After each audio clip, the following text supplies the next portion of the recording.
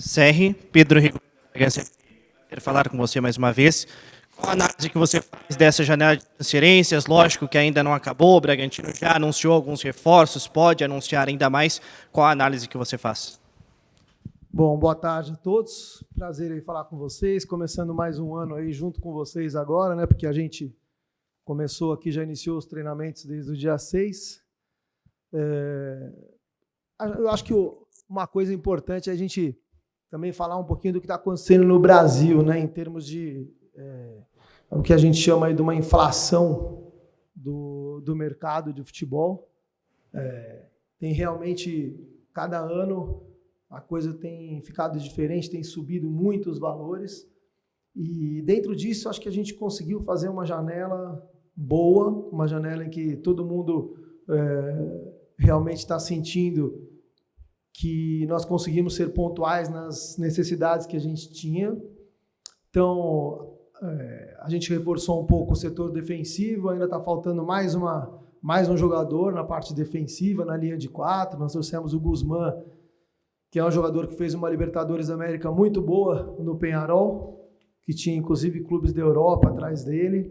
Foi uma negociação muito difícil, muito desgastante, mas acabou finalizando aí com sucesso, e nós queríamos ter esse perfil também na nossa defesa. Nós trouxemos o Gabriel Volante, que foi anunciado hoje, porque é um jogador com experiência, com bagagem, um pouco mais velho, 32 anos, que pode ter um papel importante também, usando a experiência que ele tem, os títulos de campeonato brasileiro conquistados, a carreira que ele tem dentro do nosso elenco, e ajudar dentro de campo. Reforçamos bem o setor de ataque, Cupita, que é outro jogador também que a gente sofreu uma concorrência muito grande de clubes do Brasil e do exterior. Lucas Barbosa também, que fez um campeonato muito bom, fez 7 gols no Campeonato Brasileiro, um jogador também de 23 anos. E o Fernando, que é uma contratação, uma compra que a gente fez também. O Fernando, que saiu do revelado do Palmeiras aqui, foi para o Shakhtar, depois foi comprado pelo Salzburg, pelo Red Bull. E agora a gente fez um investimento também e compramos o Fernando em definitivo também, que é um movimento, enfim, que a gente queria para ter mais um jogador de velocidade naquela posição. Fora isso, a gente vem renovando o contrato de alguns jogadores-chave importantes dentro do processo aqui, que tem vínculo com o clube, que já tem um tempo aqui, segurando nossos ativos. Estamos fazendo algumas renovações, ainda tem outras para terminar. E também, em paralelo, investindo em jogadores jovens. A gente já fez isso um pouquinho no final do ano passado, com alguns jovens que vão ter que calejar um pouquinho para continuar ganhando espaço. E agora a gente também trouxe para o time de cima, estão treinando conosco o André, que nós compramos junto ao Novo Horizontino, que se destacou muito no Campeonato Brasileiro Sub-23, que a gente ganhou no final do ano.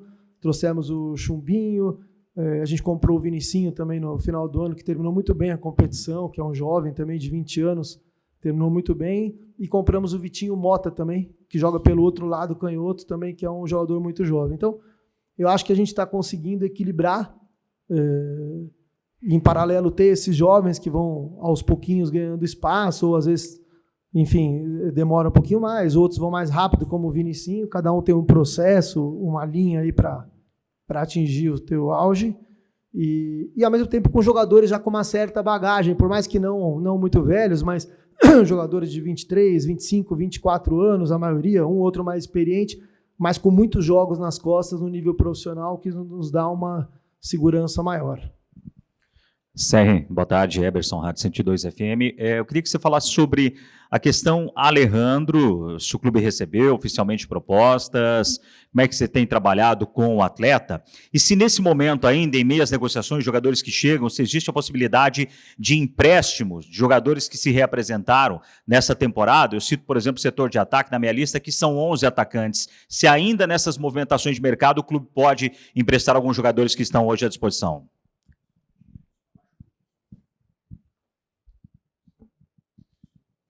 Isso é um problema bom, né? Esse negócio de ter 11. O treinador tem que se virar um pouquinho ali. Estou brincando aqui, falando sempre com ele, mas É claro que é uma questão natural, alguns que não, de repente não acabam ganhando espaço, eles podem ser emprestados sim para adquirir uma rodagem, a gente pode fazer algum tipo de negócio, é uma coisa que não está descartada. Claro que as coisas têm que acontecer naturalmente, a gente tem que esperar um pouco os treinos acontecerem, os jogos, para ver como é que as coisas caminham e pode acontecer sim. A janela está aberta, né? Como a gente fala. Especificamente sobre o Alejandro, um jogador que ganhou destaque muito grande ano passado, que foi artilheiro do Campeonato Brasileiro, tem 24 anos e é natural que agora existam ofertas pelo jogador. Nós estamos analisando o que chega de melhor para o clube e para o jogador também. E existe uma probabilidade, sim, de que ele seja vendido. Não tem nada pronto ainda, então eu não posso falar que não tem nada assinado, não tem uma proposta aceita, não tem alguma coisa, mas falar que não tem probabilidade estaria sendo aqui também desonesto, né, com vocês, porque até pelo perfil, e é claro, vocês são do ramo aqui também sabem, 24 anos, artilheiro do Brasileiro, a probabilidade é que chegue alguma coisa, e, enfim, talvez possa ser um momento, se aparecer alguma coisa que seja boa para o clube e para o Alejandro, pode ser um momento da gente vender. Sérgio, boa tarde, tudo bem? Sérgio Loureiro, Rádio Futebol Total. Eu quero desejar uma boa sorte, né, ao Red Bull Bragantino, ao seu trabalho. E no ano passado, você falou, quando o Loureiro vai perguntar, perguntas ácidas vêm com o Loureiro. Então, vou pedir licença aos amigos, início de ano, quero te presentear, que eu não quero que você sofra, né, com uma digestão, com antiácido, é uma nova fase, tá bom? Se precisamos, você bem aqui, sem digestão, tá bom? Deixando esse lado, ano passado foi muito difícil, realmente sofrido para todos. A janela agora já mostra o trabalho, eu acho que você é um dos que mais trabalharam desde que acabou o campeonato, porque os números mostram, já são 5 anúncios, acho que o sexto está muito próximo também de anunciado, e eu queria que você falasse, né, do aprendizado, a lição, né, com a força Red Bull, com a marca, daquilo que vocês ouviram da Europa, agora a apresentação do Klopp, né, e ele falando também que cada país, né, isso foi legal, cada país tem a sua maneira, e você sempre dizia isso, o Brasil é diferente. O que ficou, né, de aprendizado, de lição, para o SEG, para o Red Bull, e mostrando para o torcedor que esse ano vai ser diferente? Obrigado. Boa. Realmente tenho conversado bastante com o Global, e não é de hoje, você mesmo citou, já venho falando há algum tempo, que a realidade de cada país é diferente. Talvez hoje o Brasil tenha a quarta, alguns podem falar quinta, mas acho que é a quarta liga mais forte do mundo. Os preços no Brasil explodiram e o investimento que a Red Bull fazia 5 anos atrás é muito similar ao que a gente tem hoje. Só que os preços do futebol mudaram muito, então o poder de compra ele diminui. E estrategicamente, o que a gente tem conversado, e talvez até pelas contratações se possa notar um pouco, eu tenho defendido a tese de que nós temos como característica e DNA do projeto Red Bull, sim, desenvolver jovens, colocar jovens, ter a equipe mais jovem do campeonato, uma das mais jovens sempre, e aos poucos desenvolver esses jovens que em algum momento vão ter uma saída para outro lugar, dentro ou fora do projeto da Red Bull, e a gente vai desenvolver outros e assim a marca vai caminhar, né? A gente tem algumas coisas do estilo de jogo que estão sendo preservadas e que tem que ser preservadas, que a gente diz que são inegociáveis. Então, por exemplo, a gente buscar ter uma marcação muito agressiva, roubar a bola e transitar rápido no campo de ataque, ter um time vertical, isso é uma coisa, por exemplo, que é inegociável na marca Red Bull. Mas isso não impede você também de trabalhar um pouco mais a bola quando você não pode atacar diretamente, ter um pouco mais de paciência, montar um ataque um pouquinho mais elaborado, ter um pouco de paciência para gerar a bola de um lado para o outro quando precisa. Isso, por exemplo, é uma marca do futebol brasileiro. Então, nós não vamos deixar nunca de lado o que é a característica e o que é inegociável para a Red Bull. Mas tem algumas adaptações aqui para o futebol brasileiro, assim como tem em todos os países, como você citou até a entrevista do Klopp. Na questão das contratações, o que eu vim defendendo estrategicamente é que a gente, número 1, está começando a fazer agora um investimento maior nas categorias de base. Quando eu falo investimento, é também dispondo de um valor que nós separamos da nossa verba para poder fazer compras de atletas de base também, de outros clubes, trazer para cá com algum investimento, que é uma coisa que eu acho muito necessária. Lógico, é muito importante que a gente continue fazendo nosso trabalho de desenvolvimento dos atletas. A gente tem desde o Underman Wings, que são os meninos, garotinhos pequenos que vão se desenvolvendo até o sub-13, quando chegam no 14 anos eles podem vir aqui para dentro. A gente tem vários núcleos espalhados e é importante dizer também que o ano passado nós dobramos o investimento nessa operação que a gente chama de Underman Wings, que é dos garotos menores, porque a gente acha que a captação é muito importante nessas idades. Então, nós não estamos abandonando o DNA do clube de trabalhar com jovens, mas, ao mesmo tempo, em paralelo, e acho que isso é um aprendizado, isso é um amadurecimento do projeto, o futebol brasileiro ele mostra que a gente precisa também fazer contratações para o primeiro time, para a equipe profissional, de jogadores que já estejam mais no ponto de chegar e trazer também resultado imediato. Óbvio, nós não vamos subir excessivamente a média de idade da equipe, não é isso. Mas jogadores que possam atender ainda às exigências, né, do projeto global, mas que tragam já uma experiência suficiente, um perfil para adicionar para nós e para incrementar no primeiro time de imediato. Isso é uma mudança que é uma coisa que eu vinha defendendo, eu vinha argumentando aqui há algum tempo. E também o fato da gente ter também a verba esse ano aqui um pouco mais completa, né? A gente, o ano passado, começou o ano já com parte da verba comprometida e acabamos comprando, por exemplo, o Matheus Fernandes, Eduardo, alguns jogadores, e eles já vinham aqui emprestados no ano anterior, então muitas vezes as pessoas falam, pô, mas eles já estavam aqui, né? Teve até uma pergunta no final do ano, eu falei, mas eles já estavam aqui. Eu falei, é verdade, né? Mas é a mesma coisa você pegar alguma coisa emprestada, na hora que você quer que seja seu, você tem que comprar, né? Não tem outro jeito. Então...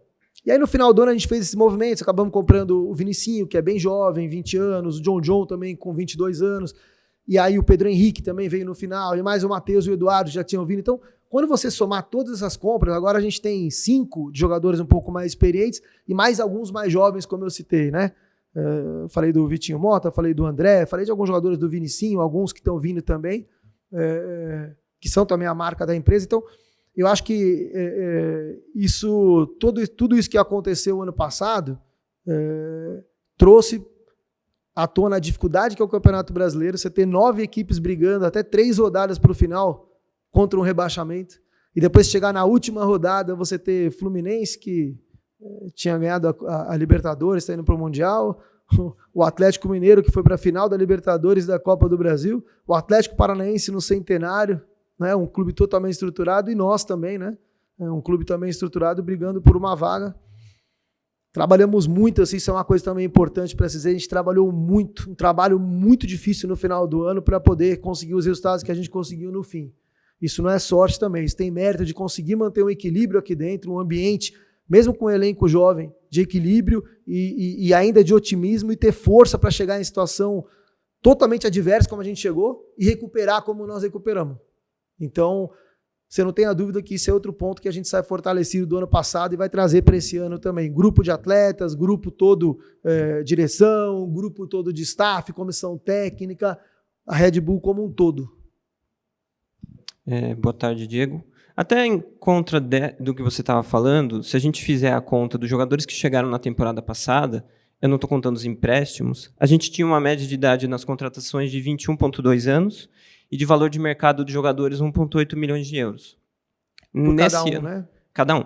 Nesse ano, a gente, com os jogadores que chegaram, eu não estou contando o empréstimo do Gabriel, são 24,5 a média de idade e 3,5 milhões de euros a média de valor de mercado de cada jogador. Vocês subiram nos dois sentidos. Isso agora vai ser uma nova dinâmica do clube, ou a temporada passada foi ruim no sentido de competição, então vocês precisavam aumentar o nível de investimento e de alguns jogadores mais prontos? Na verdade, eu já vim argumentando isso há bastante tempo, desde a minha chegada e com vocês também, tentando mostrar a mudança que o futebol brasileiro está tendo. E, por exemplo, você hoje, com a verba que a gente vem, você muitas vezes não consegue chegar num jovem que está despontando com muita qualidade em alguma equipe do país, jogando uma Série A, e fazer o investimento necessário para trazer esse jovem para cá. Então nós precisamos agora olhar para a nossa base e investir ali na base. Trazer jovens ali na base, buscar jovens realmente de qualidade que a gente possa desenvolver aqui em casa, terminar a lapidação desses jovens. Então, por exemplo, eu te dou um exemplo. o Arthurzinho, que foi um ponta aqui de muito destaque, um dos jogadores que mais destacou aqui, ele começou comigo no Ceará, fizemos um negócio com o Palmeiras na época. Depois, quando houve uma oportunidade, levei ele para o Bahia. E ele se destacou muito no Campeonato Brasileiro. Ele foi um dos destaques do Campeonato Brasileiro, muito jovem, não me lembro se com 20, 21 anos. Olha o preço, a Red Bull acabou comprando, porque o Bahia não teve condições de comprar, e a Red Bull acabou comprando.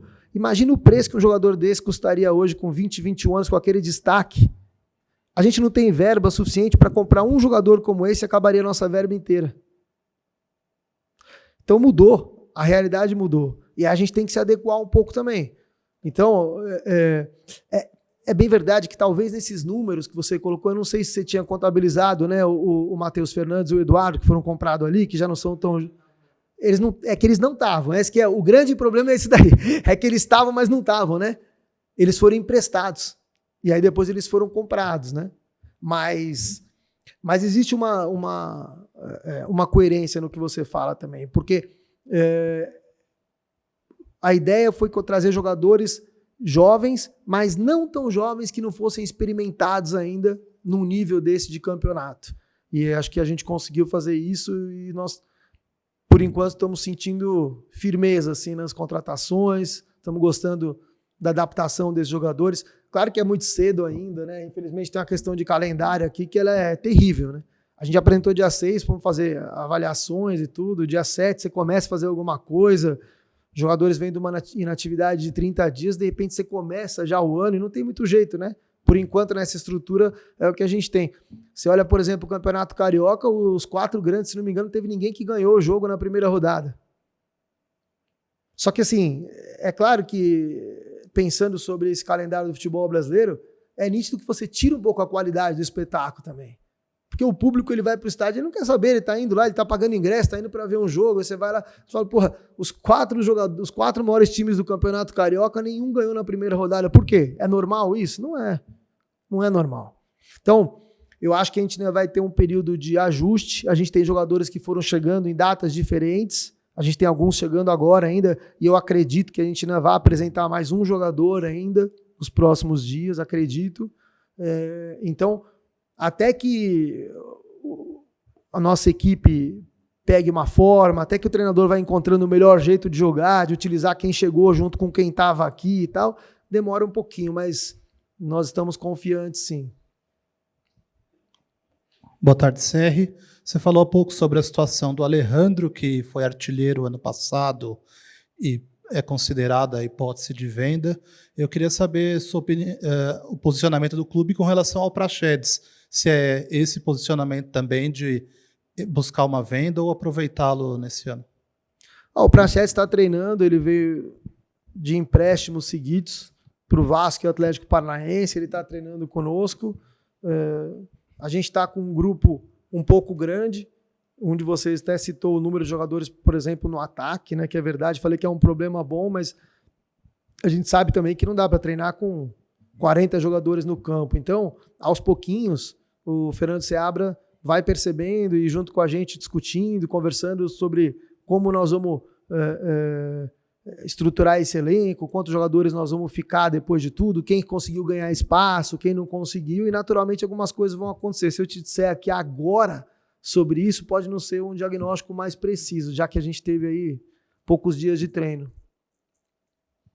Olá, CR, boa tarde, Henrique Francisco, Jornal Mais Bragança. Bom, CR, em cima de tudo isso que você falou, eu lembro até que na última coletiva que você cedeu pra gente após o último jogo do Campeonato Brasileiro, você citou isso aí, né?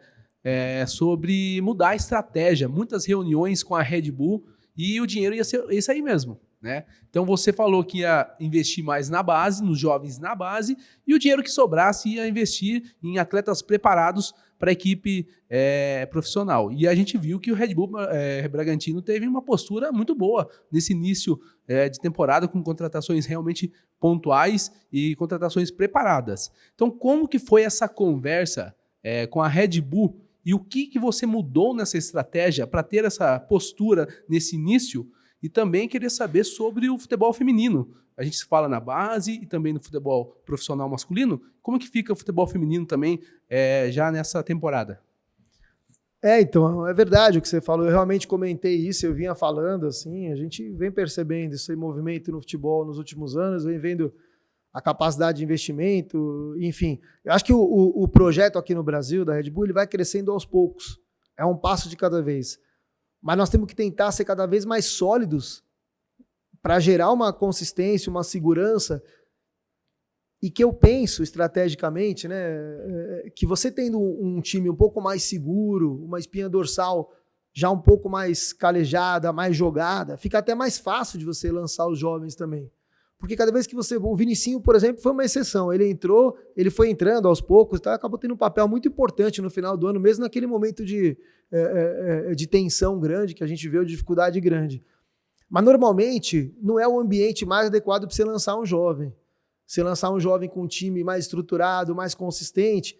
Você tem, por exemplo, vou dar um exemplo aqui, um zagueiro mais experiente, outro mais jovem, que ele vai guiando o garoto, vai falando, vem um pouquinho aqui, fecha, sai um pouco agora, chega no cara, faz a falta ali. Então, você vai guiando. É diferente você ter, por exemplo, muitos garotos muito jovens juntos no time e em situações difíceis. Então, acho que o objetivo foi esse, foi mesclar. De modo algum, eu quero dizer aqui que nós vamos perder a essência do que é o projeto da Red Bull, de modo algum, nós vamos continuar. A gente teve a equipe mais jovem, 23,7 anos de média de idade o ano passado, mas é importante essa mescla. Eu acho que isso traz uma segurança para todos, acho que é muito importante, né? E foi o que eu procurei fazer agora nas contratações. Em paralelo, claro, também trouxemos jogadores bem jovens, que a gente não fala muito aqui porque eles não chegam como protagonista, né? A gente não chega falando que o André é o protagonista porque foi muito bem, foi o melhor jogador do Campeonato Brasileiro Sub-23, mas a gente espera que ele tenha oportunidade, que ele possa, inclusive, se beneficiar dessa estrutura um pouco mais experiente, para que ele vá amadurecendo mais rápido e vá ganhando espaço. O Vitinho Mota também, né? O Vinicinho já ganhou, o Chumbinho está com a gente treinando ali. Nós estamos, eu acho que num momento aí de um pouco de transformação na base também, fizemos um Campeonato Paulista Sub-20 muito bom, a gente quase chegou na final do campeonato, poderia ter chegado, né? Fizemos jogos contra o São Paulo, depois fomos campeões brasileiros Sub-23, agora estamos fazendo uma Taça São Paulo mais consistente também, se vocês notarem, eu conversei com meus pares de trabalho e defendi a tese de que a gente precisava ainda de alguns jogadores dentro da categoria, um pouco mais calejados, já que inclusive já tinham jogado o Campeonato Brasileiro Sub-23, porque esses meninos podem dar também sustentação para os outros. E a gente pode ter um resultado um pouco melhor, a gente pode jogar jogos melhores, avançar um pouco mais na competição. Espero que a gente consiga avançar hoje de novo, que ia ser muito bom para dar mais jogos para essa garotada. E outra, né? Ter a sede por conquistar título. Por chegar, porque a gente fala, no fim das contas, o futebol ele pode ser em qualquer lugar, na Red Bull, pode ser em qualquer outro clube, mas o futebol você quer conquistar, você quer ganhar. Então a gente tem que ter esse gostinho também. Serri, você falou das contratações e que ainda busca, né, mais um jogador para o setor defensivo. Queria saber se seria para lateral direita, tendo em vista que o nome do Agostinho Santana, lá do River, é um que está saindo, como está negociando com o Bragantino. Queria saber se existe essa negociação e se a lateral direita seria essa posição aí que o clube busca. Nós estamos avaliando um pouquinho, mas acho que para o setor defensivo estamos precisando de mais um. Não vou te precisar exatamente aqui, porque eu estarei indo contra tudo que eu falo, né? Eu falo que nunca vou falar de nome, de contratação, também não vou chegar e vou mentir aqui, que eu não posso mentir. Mas eu posso não dizer, né? Começar a falar agora, porque às vezes é mais certo, né? Eu não vou entrar em detalhe, assim, tá? Mas esse é um dos jogadores que a gente observou, assim. É um bom jogador que a gente observou e, enfim, estamos conversando e eu acho que nos próximos dias aí eu espero apresentar mais um jogador para aquele setor da linha de 4 ali, que talvez a Argentina precise de um. E aí a gente deve seguir assim para o começo da temporada, tentando ainda guardar alguma coisinha para um ajuste no meio do ano, que também não é fácil, né? A gente falar a verdade, porque nós temos bastante contratações e não foi barato. Então não é fácil você fazer isso, dar um impacto agora e depois você ter lá também, é uma coisa que... Porque a contratação é o seguinte, né? Eu falo assim, por exemplo, falo pro pessoal da comunicação, não lance todo mundo muito junto, dá um tempinho, porque você fica 2, 3 dias sem colocar um, o pessoal começa, mas não vai me contratar? Esquece, cara. Não adianta, você contrata, passou um pouquinho, todo mundo já esqueceu. E outra, quando a gente chega na coletiva aqui, quando o diretor vai falar, o assunto é contratação, né? É contratação. A gente tem todo o outro trabalho que você faz aqui dentro, tudo mais. Aí o público quer saber de contratação, porque é novidade, tudo. Eu também não culpo ninguém. É isso, né? O torcedor quer ver contratação, quer ver um cara chegando de nome e tal, né? Mas quando a gente chegar em junho aqui, vai abrir, né, a janela ali, julho ali, a gente vai falar de novo, e contratação, né? Só que a gente não pode esquecer que no final do ano ali, né, do último final ali, porra, veio o John, veio o Pedro Henrique, compramos o Vinicinho, aí compramos, porra, agora tá vindo mais 5, acho que vem mais 6 daqui a pouco, então, né, aí tínhamos trazido o Eduardo, então você vai ver aí em um ano e meio, a gente está trazendo um time inteiro, né? E isso é uma coisa que casa um pouquinho até com as perguntas que vocês fizeram antes, que eu acho também que a gente está sofrendo um pouco um processo de renovação de um ciclo. E muitas vezes essa renovação do ciclo também tem seu preço. E alguns jogadores que são importantes, alguns foram embora, mas outros também a gente está procurando renovar, procurando diálogo para mantê-los aqui, porque é importante também, não dá para tirar todo mundo, né? Você tem que ter esses jogadores muito importantes que a gente tem aqui, não são só as contratações que a gente espera que venham aqui, que deem resultado. E até teve uma coincidência, estou me alongando um pouquinho, porque a gente fala pouco aqui, né? Vocês reclamam que a gente fala pouco, então daí vocês estão me alongando um pouquinho, mas a gente teve também um problema o ano passado, eu acho que não é exclusividade nossa, não, mas talvez eu tenhamos sofrido um pouco mais que o normal. A gente foi muito jogo, e acho que vocês puderam ver aí que os times brasileiros foram os que mais jogaram no mundo, de novo. Se eu não me engano, nós somos a quinta equipe que mais jogou no mundo o ano passado. E isso teve um preço. A gente teve jogadores, você pegar aí de trás para frente, ali a gente teve na zaga problemas de lesão. A gente teve Juninho Capixaba, que era também um dos pilares, né, dos jogadores mais já experimentados, com lesão por meses, que atrapalhou muito também, foi voltar mais para o fim. A gente teve o Sacha com lesão, tanto que o Sacha deslanchou muito no fim ali também, ele chegou no momento melhor no fim. Lucas Evangelista também. A gente teve Matheus Fernandes. O que eu quero dizer com isso? Entre outros, né? Tivemos goleiro, tivemos Natan, mas eu falei mais dos jogadores assim, que o Cleiton também, lógico, né, que é uma espinha dorsal também, mas dessa espinha dorsal dos mais velhos, a gente teve muito jogador com lesão, que são jogadores importantes, ainda mais no grupo jovem, você com uma média de 23,7, você pegar todos esses jogadores um pouquinho mais experimentados, não posso falar que são mais velhos, né, porque eles são jovens ainda, 27 anos, 26, 28, só o Sacha um pouquinho acima de 30, mas o Evangelista é 29, mas assim, você ter todos esses jogadores com problemas de lesão, e às vezes até ao mesmo tempo. Teve jogos que vocês viram lá, vocês estão lá acompanhando sempre no estádio, tinha jogo que a gente teve naquela arquibancadinha que ficam os jogadores, tinha um time inteiro lá, você tinha 10, 11 jogadores, e esses protagonistas machucados também. Então é uma coisa que a gente também sofreu muito ano passado, né? É legal da gente lembrar isso. Diego, boa tarde. O Bragantino anunciou os 5 reforços, como você disse, está correndo para anunciar mais alguns. O ano passado acabou brigando contra o rebaixamento e muitos jogadores daquele momento ainda continuam no Massa Bruta. Como que foi a conversa após campeonato, início de temporada, com esse grupo de jogadores, com a comissão técnica, essa outra parte do trabalho que você mencionou, além das contratações, e o que você espera com esse elenco, com os reforços para o Campeonato Paulista, até em nível de resultados, já que o time tem batido na trave ali na semifinal? Legal. Esse ponto da conversa com os jogadores remanescentes que passaram por aquele momento difícil, ela tem sido muito produtiva. Então, uma coisa que eu tenho falado com esses jogadores que são já um pouco mais rodados e tudo, é que eles têm que assumir cada vez mais uma liderança dentro do grupo, dentro do clube, participar um pouco mais, interagir mais com os jogadores mais jovens, exercerem um papel de líderes. E acho que eles perceberam muito isso no final do campeonato. Naquela reta final muito difícil, a gente incentivou muito esses jogadores para participarem também da construção daquele processo. E foi muito legal. O resultado foi muito bom. E acho que eles perceberam isso, que não adianta também eu chegar lá e falar, pô, Joãozinho, você tem que ser mais líder.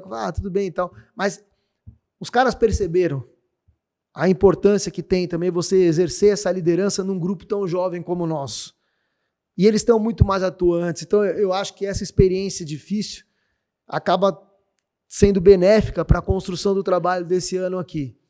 E aí, já emendando na segunda parte da sua pergunta, eu te falo que a minha expectativa ela é muito grande. Tá certo que eu sou otimista também, que eu quero ganhar. A gente vem do futebol, do esporte em geral, você sempre quer ganhar, então eu sempre acredito. Porque na hora que a gente acreditar que não dá para ganhar, você desmobiliza, né?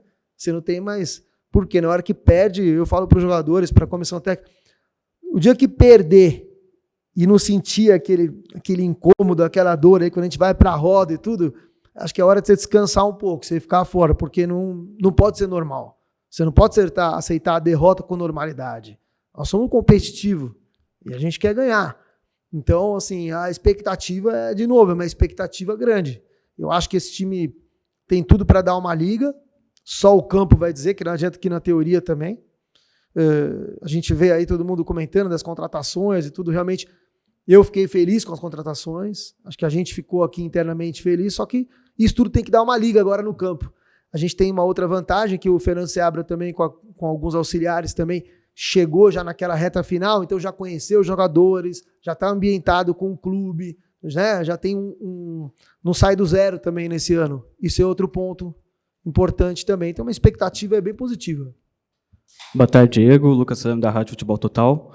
Diego, gostaria de saber das metas do clube para a temporada, mas além das metas esportivas, que tem os campeonatos para disputar, você ano passado falou que no meio do ano precisaria ter uma venda de jogadores por causa de meta financeira. Gostaria de saber se esse ano também tem isso. Então, esse negócio das vendas e da meta financeira, isso existe, e é um dos motivos também que o clube tem para continuar saudável financeiramente. Então, hoje a gente tem aqui uma coisa que não deveria ser diferencial nunca, mas que às vezes se torna um diferencial, que o cara vem para cá e ele sabe que ele vai receber, sabe que vai receber em dia, sabe o que for tratado, se ele tiver alguma coisa na assinatura do contrato, que o agente que traz o atleta, ele vai ter o comissionamento dele respeitado como é para ser no contrato, que os salários vão ser daquele jeito, que não vai ter nada. Só que tudo isso tem um custo, né? Não tem almoço grátis. Tudo isso tem um custo. E muitas vezes esse custo é com vendas de jogadores também, que é uma coisa que pode acontecer. A gente já começou o ano vendendo, né? Nós vendemos o Lomônaco, estava no Independente, a gente vendeu e já é um dinheiro que entra para essa contabilidade também. A luta aqui é tentar vender e não desmanchar, não desequilibrar o time quando você precisar vender. E ao mesmo tempo você ir contratando, tentando fazer com que tenha aqueles protagonistas, mas outros comecem a ganhar espaço também para manter um time sempre equilibrado. E a outra que você perguntou era sobre meta esportiva. A meta, como eu estava falando agora, é o melhor que a gente puder fazer e tentar ganhar campeonato, tentar brigar lá em cima. Aí você vai falar, pô, mas o Campeonato Brasileiro, pontos corridos, ele é muito difícil. É difícil. Mas a gente teve um Campeonato Brasileiro o ano passado, né, que foi abaixo da expectativa nossa. A gente terminou feliz pelo resultado final, mas foi abaixo da expectativa de resultado que a gente tinha, né? Aliás, a diferença de pontuação que a gente fez ali do meio do campeonato em diante, isso foi muito abaixo do que a gente vinha fazendo durante o ano. Então a gente, enfim, trabalhou internamente esses desajustes, tudo que serve de aprendizado. O Campeonato Paulista a gente chegou antes na semifinal, a Copa do Brasil a gente queria ir muito além. Fizemos até 2 bons jogos, foi até contra o Atlético Paranaense também, né? E a gente fez bons jogos, poderíamos ter saído com resultado positivo também. Fizemos uma boa campanha, mas a gente quer fazer mais, quer evoluir, né?